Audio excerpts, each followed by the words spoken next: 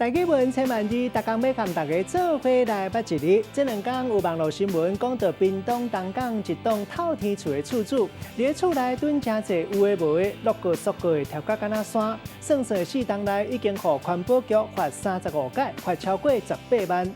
落尾清洁队依法强制入去到厝内来清这的垃圾，拢总清出200多公斤的粪扫。今仔日要甲大家小解这一日，咱同齐来看到，这日就是垃圾的垃，读垃第4条。台语字典解说垃就是垃圾的意思，也就是无清气。粪扫你咧有一寡地头讲是垃圾啊。另外，骂人无爱清气，或者是无卫生，咱讲是垃圾鬼。垃圾鬼嘛，骂人不输鬼的意思。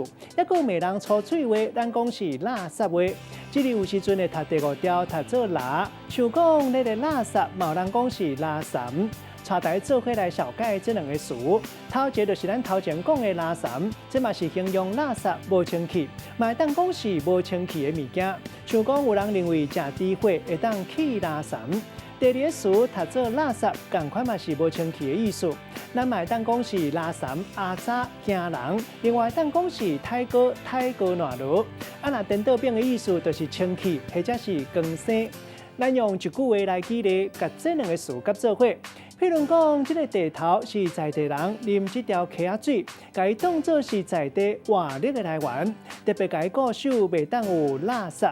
在地人抢在来惊打，也毋过千万唔通入去到溪仔耍水，甲遮创垃圾，安尼在地人就无法度吞入。今仔日小解这一日读做垃第4条，另外一日读做垃第5条，提供给观众朋友来参考。